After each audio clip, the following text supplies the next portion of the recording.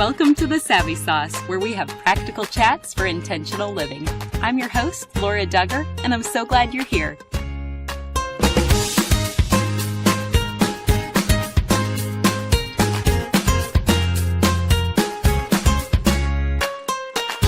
Today's message is not intended for little ears. We'll be discussing some adult themes, and I want you to be aware before you listen to this message. I'm so excited to introduce you to a sponsor who we've personally enjoyed this past year. It's called Inquisicook. Check out inquisicook.com for more information. Hey friends, thanks for listening again to our Top 10 series. This week, I'm delighted to share our number 5 most downloaded episode from 2025 with my guests, Casey and Meygan Caston with 365 Marriage. We're going to dive into actionable steps for elevating our enjoyment of marriage. And throughout this conversation, they're going to share many helpful ways to connect as a couple. Here's our chat. Welcome to The Savvy Sauce, Casey and Meygan. Thanks for having us. Excited to be here. So thrilled to have both of you. And let's just dive right into one of your sweet spots. How can open-ended questions change a marriage? Yeah, well, if you think about when we first met somebody that we fell in love with, fell attracted to, that first date, as you're sitting across the table, you are looking at that person with so much curiosity. Like, who is this person? What are their hopes and their dreams and their life experiences? What are they afraid of? Where are they going in life? And that curiosity drove us to ask really good open-ended questions. Like, tell me more about yourself.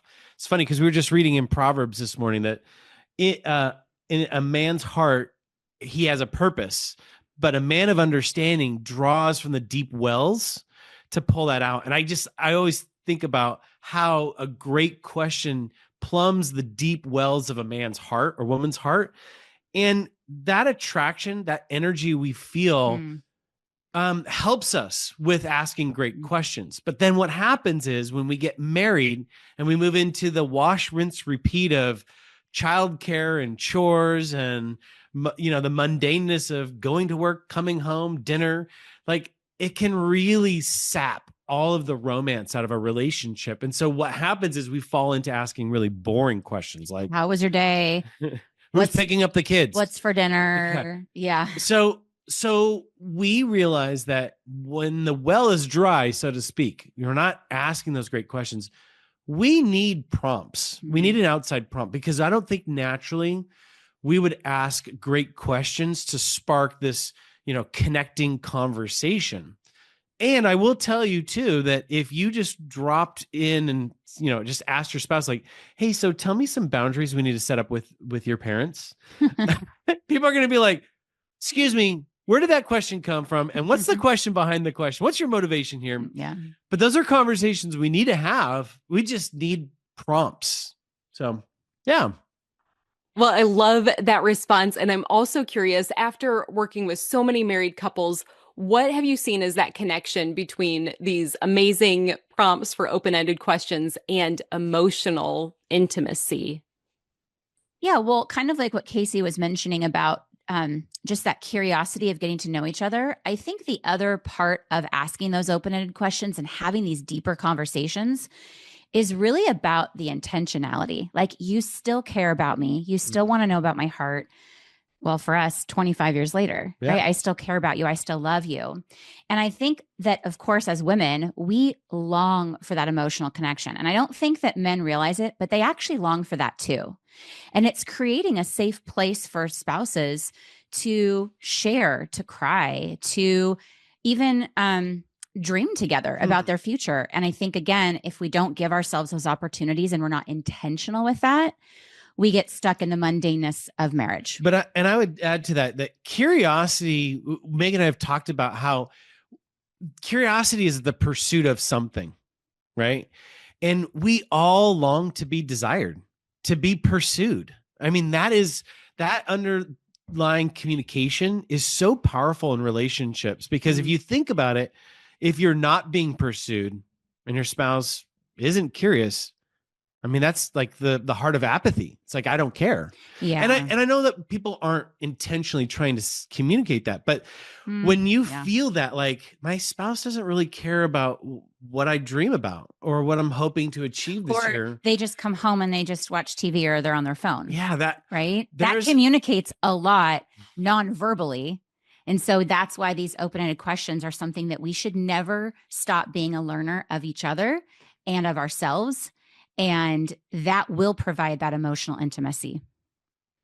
That's so good. And obviously your resource is amazing.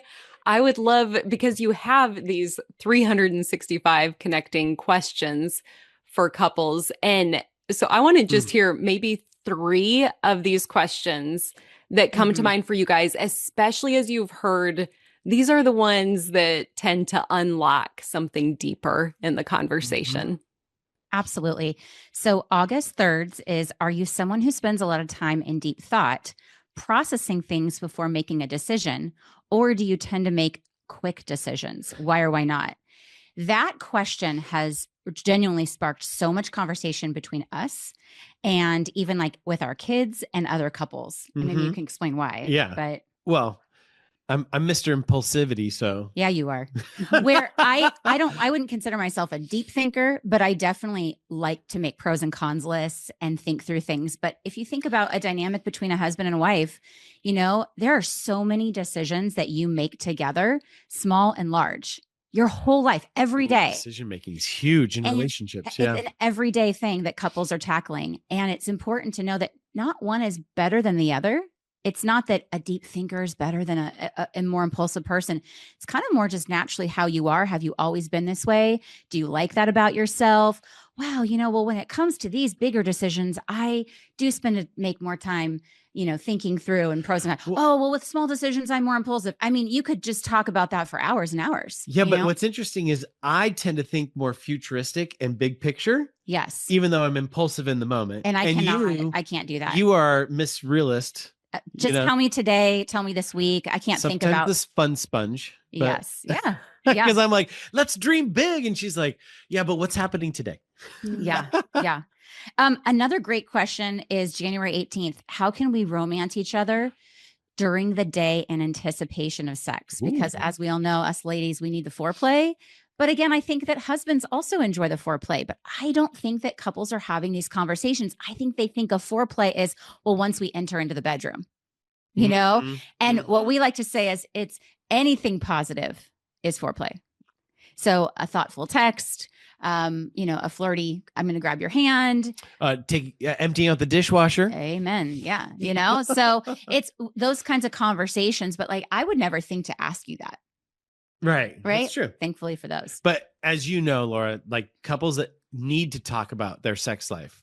And if you don't talk about your sex life, most oftentimes there's a lot of assumptions. And that leads to, you know, just dysfunction. Well, and missed expectations. Totally. Yeah. Okay. And then I have another question. April 25th is, how do our differences help complement each other? Oh, so kind of another one of those things like with making decisions, every single couple has differences. And we always tell people, Casey and I are more different than alike. I think people see us online and whatnot, and they hear, oh, we're both extroverts. We are. So we have some similarities. We're both stubborn. Very competitive. We're both competitive. But in the day-to-day operations of who Casey and Meygan are, we make decisions. We run our lives. Run our business. We are completely opposite. And what I think it's good to do for couples is to actually own your differences rather than shy away from them or make yourselves feel bad. Like, oh, I wish we were the same. I get it. You know, we actually are attracted to those things when we're dating. That's why opposites attract. But then when we get married, it's like, well, why doesn't he do everything the same way I do it? Because I do it the right way. That's what we think, right? Well, you've heard the joke that marriage is about becoming one. And in the earlier years, it's about which one. Yeah, which one? Which figuring out. Yeah. And so that question really allows you to identify your differences, but then go, how do they balance each other out? Yeah. And I think for me, as someone who's organized, type A, Casey's very spontaneous. If we were both type A and structured, we wouldn't have a lot of fun. We really wouldn't. His spontaneity really brings out that side of me. But if we were both spontaneous, our bills would never be paid and we'd be broke. So, I'm a saver. He's a spender. You could see the balance in that. It's good that we're both those things, right? I'm on time. He's late. We could continue going on and on and on and on. But I think that he's a risk taker. I'm a complete play it safer. And so those really draw out a beautiful balance in our marriage versus trying to change one another. So I hope that question sparks listeners to really ask your spouse that and have fun with the conversation. Oh, you chose 3 great ones. I love it. And they draw out such different parts of our personality. You highlighted where Casey's more futuristic, Meygan, you're more present. Some people will connect with questions that direct them more past oriented. And so our orientation to time comes out, and the meta conversations, the talking, like having the conversation about your conversation, just so much goodness. And yes, especially with sexual intimacy, so many couples report that it is much harder to engage in conversation about sex rather than just have sex. And like you said, missed expectations can be one of the blow-ups there, among many other things. So you have questions that don't shy away from all forms of intimacy. Yeah. And to also say, we have a lot of fun questions too. Like, tell me about what your bedroom looked like when you were a teenager.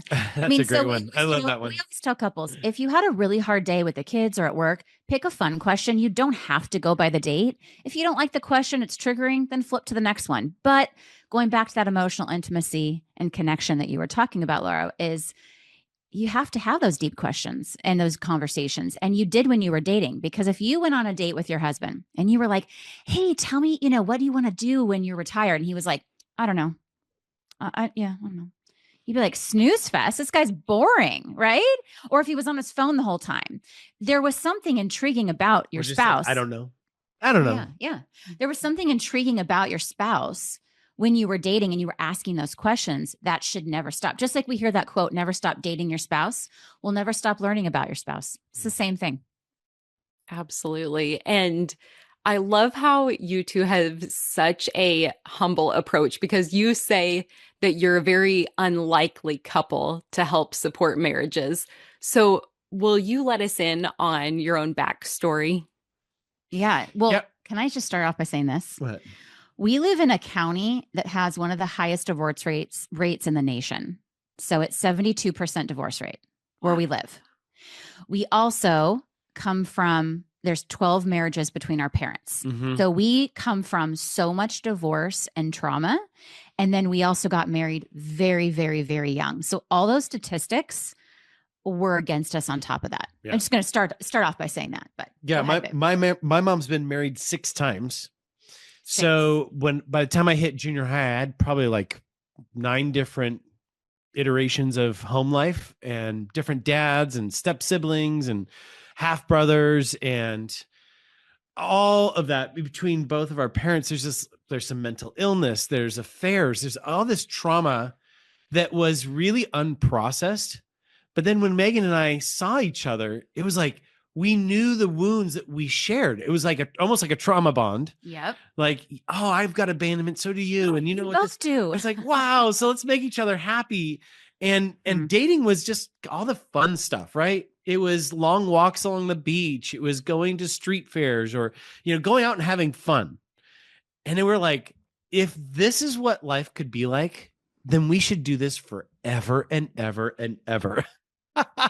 And we were so doe-eyed of and optimistic about how marriage life would look like. So then once we did get married, dun, dun, dun.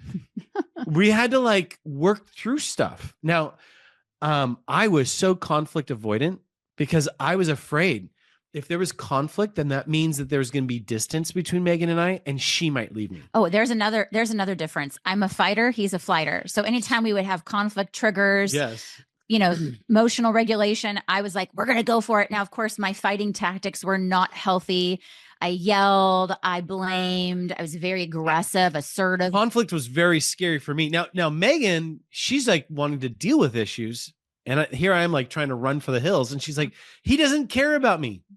And I'm like, I'm trying to protect the marriage by not dealing with it. So we never really resolved anything. No. We would fight really bad. We broke all the fighting rules. And then there was no true resolve, no apologies, no remorse. And you just kind of move forward. And so, then we piled ourselves, like we had over $250,000 of debt. When we started to tried to work on getting pregnant, we dealt with infertility. I have ADHD, so that creates that's fun. A lot of fun for the marriage.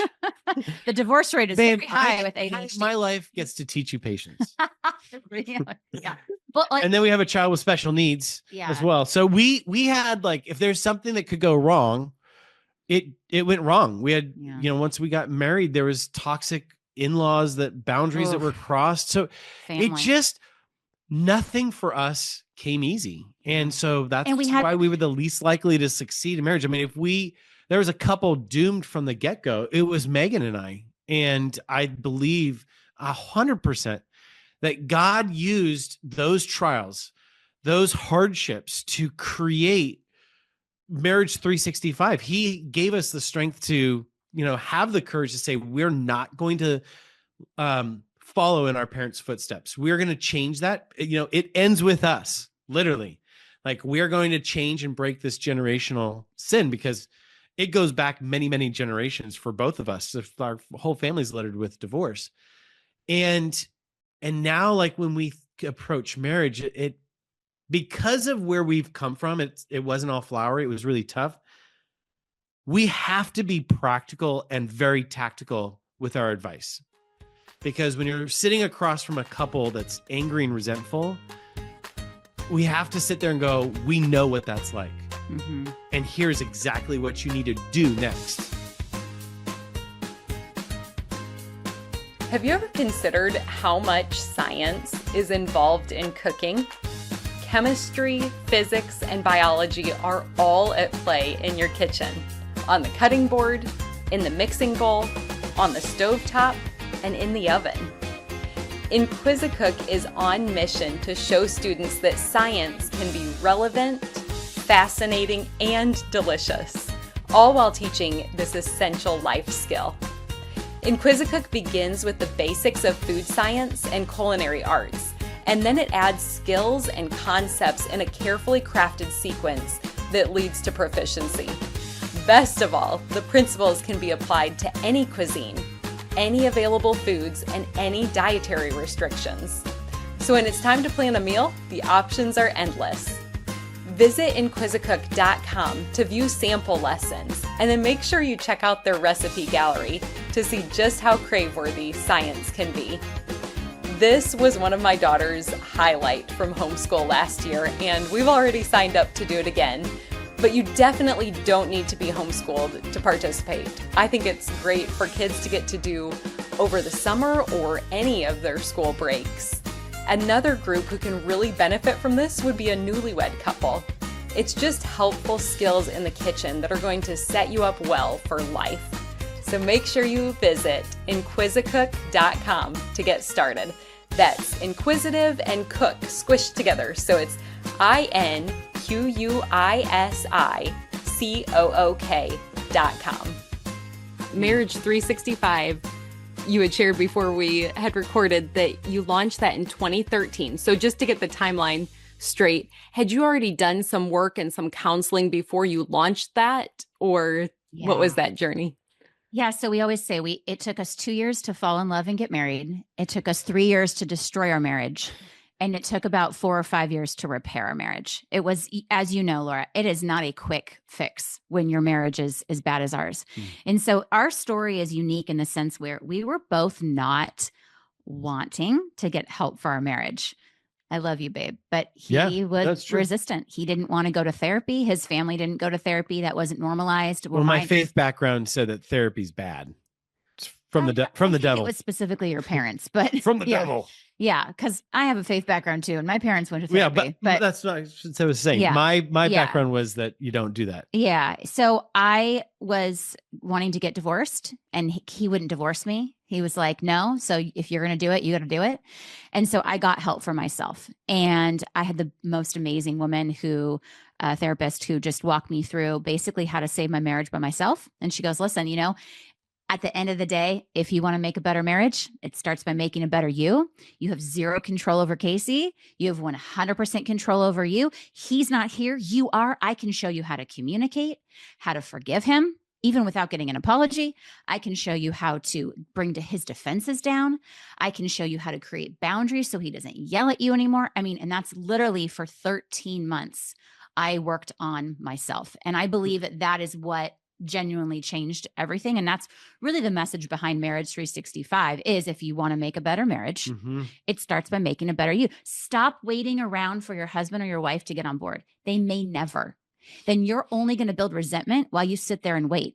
At the end of the day, you're responsible for how you show up. And so in that 13 months, the hope was, of course, that I would positively influence Casey, which I did. And he saw the change in me. Everything changed. I mean, like we both used to be yellers, right? We would both yell and scream. And I was like, I'm not going to yell anymore. Like, I don't want to be a yeller of a mom. I don't want to be a yeller of a wife. Like, I don't like this part of me. My mom was a yeller. I'm like, oh, yuck. I hate this. And I just remember like one day he came walking in and he was all heated and frustrated. And he started yelling at me. And do you remember what I did, babe? Yeah. She looked at me and calmly said, you know, I can tell that you're very upset and I really want to have to listen to what you want to share with me. Why don't you go outside, take a break, come back in. We're going to sit back on the couch and we can talk about it. I'm here for you. And I was like, what? I changed. Who is this person? I changed the way that we did marriage. I did that. Seriously. And I tell people that I didn't do that once. I didn't do that twice. Right. I did that for months because we had habits we had created. But I was like, that was like a new boundary. I'm like, I'm not going to engage with him when he's angry. It's when triggered. Nothing good is coming from this. So it was all of that we started to really adopt and learn together because he's like, you're a different person. Like it was obvious. We were doing the tango and now I was doing the Roomba and he was over there doing the tango. And I'm like, come join me in the healthy Roomba over here because it's way better. And so for toxic tango. Yeah, we went to a marriage. Yeah, we went to a marriage intensive. We did some therapy. We did a lot of self-help. But through that journey, this is kind of where we started Marriage 365 is first off, we couldn't afford therapy. We needed to pay off all that debt that we had. We had a lot of student loan debt, a lot of stupid debt.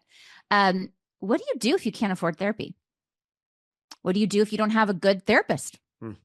What do you do if you have a bad experience with therapy?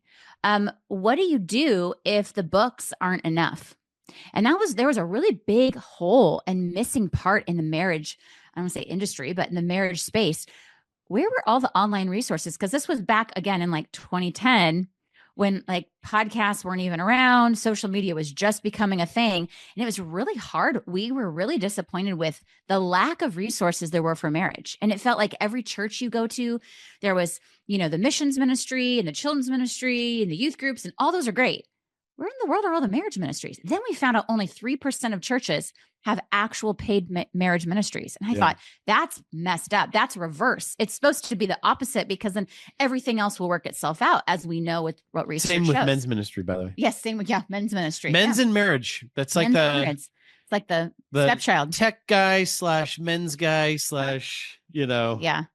children's persons can also do marriage. So we really just started helping our friends out. Obviously people could see the change. Then people would come to us. We started helping couples at our church. Oh, we had a ghoul pool. Like people were like, we give you guys another like 10 months and then we're expecting you to say everyone knew us thought we'd get divorced. We were messy. We were bad. Yeah. So to see the complete transformation. And again, I go back to that work we did was on ourselves first. And I just have to say that if you want to make a better marriage, it starts by making a better you. If you're hearing that and you're kind of in a one-sided marriage right now, I got to just say, I know that message sucks because it's a message that says you have to go first. Yeah. And that's not fair. In a marriage, you're supposed to be a team. But I do want to say there's so many couples that are stuck waiting for their spouse to join them on the let's get healthy train. So their spouse doesn't join them. And then what they do is they kind of lean back, fold their arms and go, well, I guess we're stuck. But I want to say that there's a message of empowerment to say you do have influence and the ability to steer your marriage in a healthy way. I have lots of regret that I did not join that train much sooner. That the story is that Meygan, became the hero of our journey. And that is something that I work actively so that I'm never in that place again, that I am the one that's always actively trying to improve myself, that I'm a better communicator, that I'm not a yeller, which we've ditched that a long time ago, that I'm considerate of Meygan's needs. And I'm even like attuned to like, what is she feeling and how do I meet her where she's at? Which is amazing that watching Meygan, it was compelling enough for you to join in. And it's admirable on both sides, the work that you've done. And are there any specific areas that you grew in that now you teach couples? I'm thinking specifically under conflict and repair or communication. Yeah. So I remember those early years, and every single week was chaos to chaos. Like coming home, it'd be like, what's for dinner? I'm hungry and we need to make a decision now. Or, it's Friday night or Saturday morning. What's going on this weekend? Or where's all our money going? It was very reactionary. And I remember reading through Stephen Covey's, 7 Habits of Highly Effective People. And the first habit is be proactive. You cannot be intentional with your life. You cannot create purpose and meaning unless you are proactive with your life. So Meygan and I, I'm working in a company, and every single week we get together and we go through what are everyone's goals? What do we need to accomplish this week? We find alignment, and the week goes really well. We've got KPIs. We've got all these like, hey, as a team, work team, here's what we're trying to accomplish this week. And it just kind of dawned on us like, well, why don't we do that in marriage? Why don't we do that We're for running us? a family. You got a family of 6. You got 6 people running around the house, all have agendas, and you are trying to find alignment. So like, hey, this is what the family is all about this week, right? We've got tournaments, we've got parties, we've got projects, we've got meals. And I think for so many couples we talk to, they live life with purpose on like building their career or their business or purpose with other areas of their life. And then when it comes to family, They wing it. They just wing it. Yeah. And it's like, well, if it's meant to be, it's meant to be. It's the winging it attitude creates chaos. And so Meygan and I love to teach this tool called the weekly marriage business meeting. And it is all of the logistics of our relationship, schedules, meal plans, budgets, connection time, sexy time, alone time, self-care time. Yeah. And we kind of set with intention the week ahead for us. And we go through all the decisions of who's going what, where, when, and all of that's done. So that when you walk into the day, you're not like stressed about what's supposed to be happening. There's alignment and there's no missed expectations. Yeah, there's no fights anymore about, well, you said you'd be home at 6. No, I didn't. I said I'd be home at 7. We sync our calendars. And I think too, a big thing with this is we've noticed we fight when we don't do this now. It's one of those tools that it's prevented most of conflict. I mean, we say it will, on average, for the most couples that use it, we have at least over 10,000 couples we know right now currently using it that are our members, that they say it cuts conflict in half. Because what you're doing is you're even scheduling that connection time or date night time where you're like, no matter how busy we are, when are Casey and Meygan going to get to be Casey and Meygan?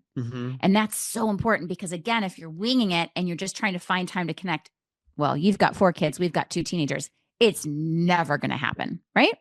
And so the weekly marriage business meeting is definitely one of those amazing and favorite worksheets and tools that we've taught and that we use ourselves because it works. Yeah. What a game changer. That is awesome and so practical, so intentional, which we're all about. But then also we had talked about emotional intimacy earlier, and emotional intimacy is interconnected with sexual intimacy, and communication is the root issue. And that's what you teach couples. So what are some conversations that couples can begin so that they can grow in both of those types of intimacy and enjoyment. Yeah. Oh, so I feel like I have to start off by saying I got this so wrong when we were first married. It's okay. I forgive you now. Now, because, we'll be completely transparent. So Meygan and I waited to have sex until we were married. So now I actually waited till I was married to have sex. And I thought that under that purity guideline, I was promised, maybe by a youth group, maybe by a convention, that if you withhold sex and remain pure, God is going to bless you with the best sex life when you're married. That just simply did not happen. Like when we first got married, I really went into the bedroom thinking, I don't know what foreplay is, but let's have intercourse until I come and then we're done. And that's sex. That's our sexual intimacy. And we missed out on so many intimate ways of knowing each other, and sex being an obligation and something like I just was demanding of it from Meygan. And what I've come to discover and what I love to teach other men is that sex is so much more broader than just having intercourse. I mean, there was this total understanding like, well, I feel good during intercourse. This feels very stimulating, which means that Meygan must feel the exact same way while we're having intercourse. Nope. Because listen, I never had sex before, but anytime I watched a rom-com, the guy threw her up, against the wall, or they're having intercourse and she's going and he's going and they're having a great time. Like, this must be what sex is all about. And what I've discovered now when I get to teach other men is that emotional intimacy is kind of the birthplace of sexual expression of love, right? That we create safe places for our wives to open up. And because of that they become more willing and wanting that sexual expression, rather than us just coming in and saying, okay, it's time for sex, let's go. And so when we talk about just this book, this 365 Connecting Questions for Couples, I tell my guys, I'm like, hey, if you want to have great sex, start here. Because that is foreplay. That's what start it is. Here. It's get to know my heart, not just use me for my body, which can feel like that for a lot of people.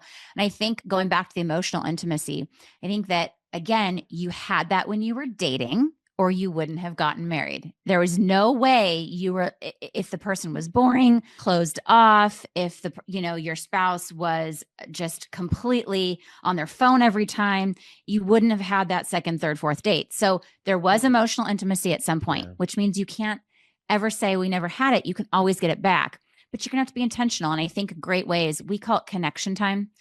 I think date night scares a lot of people. I think it's the idea of, we have to go to a restaurant, we have to spend money, we have to find a babysitter.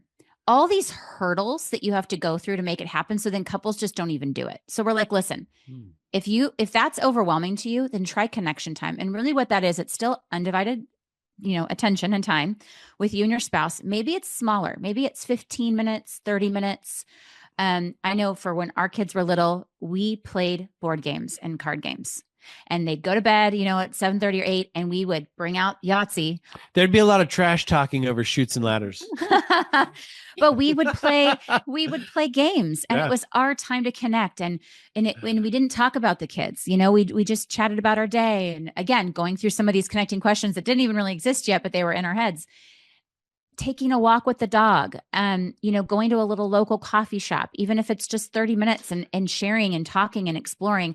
That emotional intimacy should never stop again. And that's going to give people opportunities to then go into the bedroom, like Casey mentioned, more willing and more excited to be intimate to each other. Because it's like, oh, that's right. We like each other. We're still married. We're still friends. You bring up a great point. Like I said, I think sitting down over the table, staring at each other can be intimidating for a lot of guys, because especially if this is not a regular habit in your relationship. And taking a walk for guys when we're doing something, and maybe it's less intimidating because we're not even staring at each other, but that kind of like getting the, oxytocin going, like getting moving. Like that kind of adrenaline can actually stimulate guys for good conversations and processing things. And so what we hear from a lot of couples that take our book, maybe they'll take a picture of the question and they'll go, hey, let's take a walk. And then they'll use the question on their walk. Yeah. And that gets conversations going. So if that's like a on-ramp onto this, that's a great starting point for a lot of people. Oh, that's so good. And I love how you say just an on-ramp, because the goal is more intimacy overall together, to know one another, be known. And I love that you're showing this is not a manipulation factor. This isn't ask these questions so we can be more active in the bedroom, regardless of whichever spouse is the higher desire one. But this is to really enhance all levels of your relationship. And as you talk about oxytocin, it just makes me think such an interesting cycle that the Lord created, where I will speak more stereotypically, that where women require the emotional connection and then they open up and enjoy sex more. But then men, once they've had sex and they just have this like 500% increase of oxytocin in this neurochemical bath, that opens them up emotionally. And we could see it even as we view our differences. You could be upset because they're opposite, or we can see it as a gift that they can fuel one another. And then we get more of a holistic picture of overall intimacy. So I'll also link to quite a few episodes, because we do about one per month where we dive deeper into sexual intimacy. So I can link all of those in the show notes. But Casey, were you going to say something? I want to say something too, but he Okay. loves. Well, so we're talking chicken and an egg, right? Like, who gets the emotional intimacy? Who gets the physical intimacy first? And I just think that if we approach our relationship with selfishness, well, then neither people get satisfied. But if we are an approach to serve one another and be selfless lovers. So men would be like, you know what? I want to meet my wife's emotional needs. Yeah. Like, and I do believe that men are the spark of initiation. If you're a husband out there listening to this, like, one of your greatest gifts to marriage is initiation. You were the one who asked for the first date. You were the one who got down on the knee. You were the spark of initiation. And I believe that God's created women as nurturers of that initiation. And to clarify, you're not talking just about initiating sex. Right. Well, yes, just everything. Initiating connection date night, time. Initiating a weekly marriage business meeting. Women are so turned on by when a husband's like, hey, I don't necessarily know what we want to do for a date night, but I want to take you on a date. Can I get an amen, Laura? Amen, right? sister. Yes. Hey, women are turned on. Listen, men, women are turned on by if you say, you know what? I know that like this has been an issue with my parents and I don't even know how to handle it, but I really want to have that conversation. Oh my gosh, just initiating the conversation is all we're looking for. It's okay that you don't have all the answers. Yeah. But for men that avoid, stonewall, escape, numb out, busy themselves, it is such a turnoff. It is so not what we want. Guess what?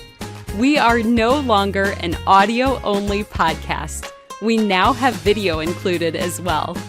If you want to view the conversation each week, make sure you watch our videos. We're on YouTube, and you can access videos or find answers to any of your other questions about the podcast when you visit thesavvysauce.com. What are some examples of de-escalation techniques that you recommend to couples who are in conflict? Ones that can maybe help the strained relationships so that they can be repaired. Yeah.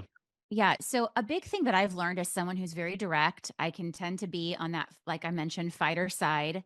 And I know a lot of women, studies have shown 75% of us ladies are the ones that typically bring up the issues. So just be aware that there is a gender difference there. And if you're a dude, there's nothing wrong with you if you're in, that 75% or 25%. But I think the biggest thing I've recognized is to remind your spouse in the very beginning of the conversation why you're having the conversation. I love you. I love us. I want to see us be the best people that we can be. I want to see us enjoy marriage and enjoy life. I love you. Like, bring the positivity and the reminder that you're better together than apart. And really that's part of what we call a soft startup, right? There's a lot of different soft startups you've heard of, I feel, when you, I need, those work too. But I like to take it a little bit deeper to say, remind your spouse how much that you love being married to them. Or again, whatever the issue is, like we have the most, let's say it's parenting. Casey and I are very different in our parenting styles. Last night would have been a great difference of how that happened. But like reminder that like we both love our children. We both want the best for our kids. No one doubts that.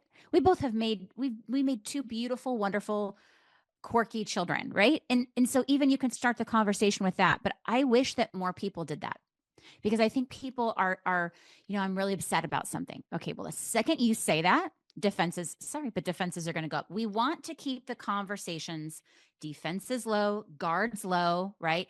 De-escalation. And so use soft startups, use kind, positive language. But I think another thing behind that would be come to the conversation processed. Do not have these conversations 11 o'clock at night when you're tired or when you're hungry. Do not have these conversations when it just happened and you haven't had the time to just like stop, think about, what do I really need? Why did that trigger me? What am I hoping to achieve? Why is my husband acting this way? Oh, is he under a lot of stress? Yeah. We got to give ourselves time to sit and process before we even use those soft startups. So that would be my advice for de-escalation. And mine actually would be an apology. I think that we all make mistakes. And when you think about a couple that's maybe living reactively, just winging it, I doubt that there's ever an apology that's given on either side, because it takes awareness to recognize, gosh, you know what? That little comment I just made, that probably had a little zing to it. Or, I really let my spouse down by not parenting the children the way she would want me to. Or, I said I was going to do something and I didn't, and I let my partner down. You want to de-escalate a tense situation, apologize. Yep. Own it. When you apologize, you're taking all of the heat out of the fire. You're really are. And you're validating your spouse's feelings. Yeah. Who doesn't want to be validated and seen? Everybody does. And then you're taking responsibility and accountability for your actions, which is the trust builder for relationships. So that's why when you talk about high conflict relationships, there's not a lot of trust there. It's not a safe place anymore. So to create that safety, we want to build trust back into the relationship. Those are fantastic. And do you guys just have maybe a handful of ideas for ways that couples can strengthen their marriage with one another? Absolutely. I would say obviously the weekly marriage business meeting. I mean, I know we talked about it, but the important thing is to schedule it. Put it in the calendar, because you don't want to wing it. And that way it's showing, oh, you're prioritizing us. Taking walks has been a big one for us. Playing games is a big one. The 60-second blessing is where we intentionally spend time, 60 seconds, reminding our partner of how much we love them, using our words to say, like, I saw how hard you work for the family. I love how you take care of the kids, and kind of reminding your partner, like, I see the goodness in each other. And I think that's really important, because day-to-day life, we can just be very transactional. And if we have any sort of criticism, or, our words just are not flavored with life. Well, Proverbs says, our words have the power to give life or to give death, right? So the words that we speak, if we evaluate, are we producing what I call weed seeds, or are we planting fruit trees? Because weed seeds choke out the garden. Those sharp, critical words can leave your garden looking pretty shabby. Whereas being intentional by speaking positive over each other, it's like planting fruit trees. And who doesn't like a good, juicy orange, right? Well, and the 60-second blessing, you start off by writing 5 to 7 positive things you love about your spouse. And so one spouse shares their list for 60 seconds, and then the second spouse shares their list. And it's this habit that we actually started doing after our marriage intensive that we did as we were repairing our marriage, because we had spoken such mean and harsh words, or just a lot of roommate stuff. And we needed that positivity. And it's a great foreplay tip, by the way. Just to sometimes sit down and go, I just need to tell you how wonderful you are. Like, who doesn't want to hear that about themselves? I think another thing that Casey and I have recognized, it is the only thing, by the way, Laura, in our marriage, the only thing that has ever stayed consistent. That's we have fun together. We laugh a lot, even in hard times. Yeah. It wasn't as enjoyable, but we still had fun. And, again, fun is different for everybody. We don't ever want to judge someone else's fun, but we are constantly like, we are sarcastic, but that's for us because we have high trust levels. I usually tell couples, if you're, in affair recovery or you have low trust levels, sarcasm is probably not great, but we're very playful. We play a lot of fun games. We play ping pong and cornhole, and we take our dog on a walk, and we're going to try to go axe throwing in April. We've never done that before. Like, there are fun. We've taken dance lessons. So we like to think out of the box and do new things, or things that we know that, like, how many games of Yahtzee have we played? I don't even know. I mean, we've lost count. Or gin rummy, we just sequence Rummikub, like we play them all. And for us, that's really fun. We dance a lot. We love the 90s music. Like, get out your favorite playlist and just dance and sing and be goofy. Like, I think if couples were to laugh and enjoy each other more and be able to laugh at themselves, I think that there would be more marriages that would stay together. That is something that I've even experienced in this time together. You guys are so fun to be around, and that's very life-giving to others, but I can see where it starts in that secret place between just the two of you, your best friend. And you share a lot of this goodness with Marriage 365. So can you let us know all the different things that you have to offer? Yeah.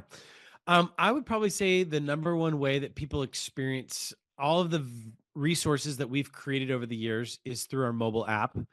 So we have an app that has over 1,000 pieces of, videos, worksheets, courses, challenges. We even have a checkup so you can actually rate kind of your marriage. And that is a great way for people to be able to have access, on the spot. If they're dealing with an issue, they don't know how to get through, and they're looking for a tool or a conversation to help them work through that our app provides such a valuable resource. I mean, beyond that, some couples need a little bit more hands-on approach. So we do coaching. We have a coaching staff actually to handle all the incoming couples that are saying, "Hey, can you help us out?" And again, I just want to say coaching is really, really focused on giving action plans and homework and accountability to our clients. And coaching is really, really helpful if you're like, I just need to know what to do next. Yeah. We do intensives for couples that are in crisis, that are seriously considering separation or divorce or an affair recovery. And that we have an over 90% success rate because we went through an intensive when we were struggling, and it was something we knew we wanted to get trained on and do. And it's a full 2 days with Casey and I. I mean, 2 days back to back. We know you. We get Christmas cards from all of our couples, every year. We love it. Yeah. And they become almost, yes, they're our clients, but they almost become like our friends. Yeah. And then probably personally, one of my favorite things that we do is we host our own couples getaway.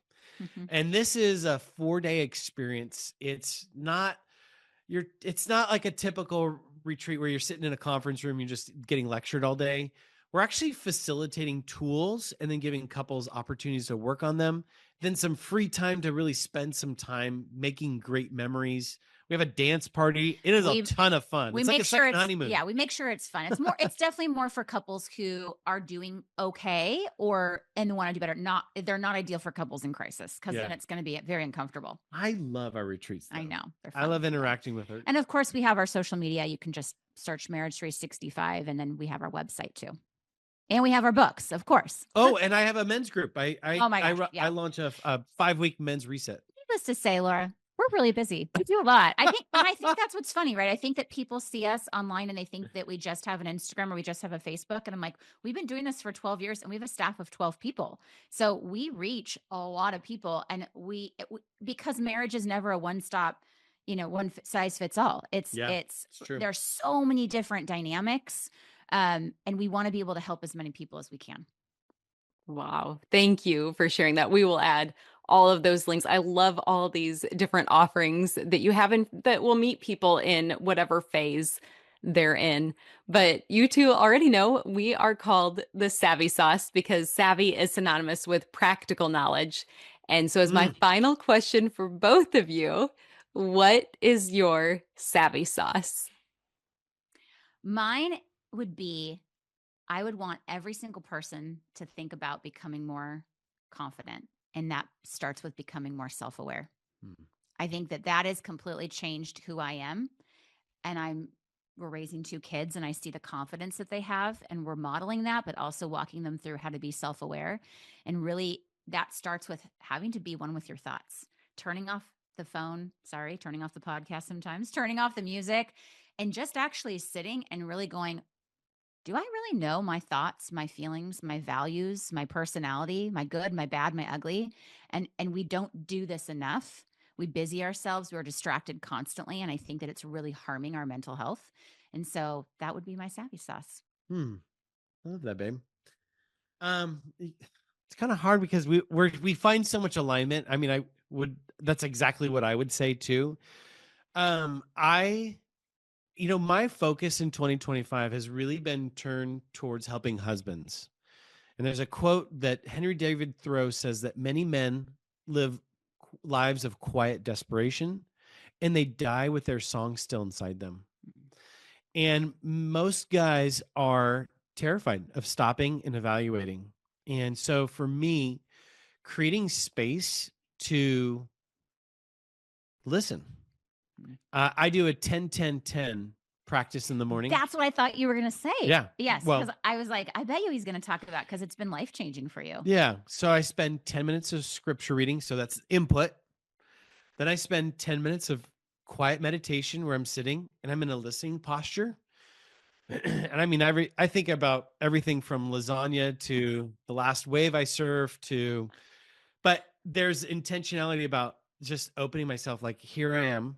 I'm ready to be downloaded on like what you have for me today, God. Be one with your thoughts. Yeah. You are one with your thoughts. All sorts of things come up. And then I spend 10 minutes journaling. And that process is and that's like the output, right? So now I've got input, I've been listening, and now I get to write stuff out. And that's been a huge game changer for me. Wow. I love both of those. You two are just refreshingly vulnerable and such an incredible mixture of intentional and lighthearted. And it has been so great just to sit under your teaching today. So thank you for sharing your story and for helping all of us. And thank you just for being my guests. Oh, you're welcome. It was Thank you. A pleasure to be here. Yes, you asked great questions that plumb the deep wells of Casey and Meygan. One more thing before you go. Have you heard the term gospel before? It simply means good news, and I want to share the best news with you. But it starts with the bad news. Every single one of us were born sinners, but Christ desires to rescue us from our sin, which is something we cannot do for ourselves. This means there's absolutely no chance we can make it to heaven on our own. So for you and for me, it means we deserve death and we can never pay back the sacrifice we owe to be saved. We need a Savior. But God loved us so much, He made a way for His only Son to willingly die in our place as the perfect substitute. This gives us hope of life forever in right relationship with Him. That is good news. Jesus lived the perfect life we could never live and died in our place for our sin. This was God's plan to make a way to reconcile with us so that God can look at us and see Jesus. We can be covered and justified through the work Jesus finished if we choose to receive what He has done for us. Romans 10:9 says that if you confess with your mouth Jesus is Lord and believe in your heart that God raised Him from the dead, you will be saved. So would you pray with me now? Heavenly Father, thank you for sending Jesus to take our place. I pray someone today, right now, is touched and chooses to turn their life over to you. Will you clearly guide them and help them take their next step in faith to declare you as Lord of their life? We trust you to work and change lives now for eternity. In Jesus' name we pray. Amen. If you prayed that prayer, you are declaring Him for me, so me for Him. You get the opportunity to live your life for Him. And at this podcast, we're called The Savvy Sauce for a reason. We want to give you practical tools to implement the knowledge you have learned. So you ready to get started? First, tell someone. Say it out loud. Get a Bible. The first day I made this decision, my parents took me to Barnes & Noble and let me choose my own Bible. I selected the Quest NIV Bible and I love it. You can start by reading the book of John. Also, get connected locally, which just means tell someone who's a part of a church in your community that you made a decision to follow Christ. I'm assuming they will be thrilled to talk with you about further steps, such as going to church and getting connected to other believers to encourage you. We want to celebrate with you too, so feel free to leave a comment for us here if you did make a decision to follow Christ. We also have show notes included where you can read scripture that describes this process. And finally, be encouraged. Luke 15:10 says, "In the same way, I tell you, there is rejoicing in the presence of the angels of God over one sinner who repents." The heavens are praising with you for your decision today. And if you've already received this good news, I pray you have someone to share it with. You are loved, and I look forward to meeting you here next time.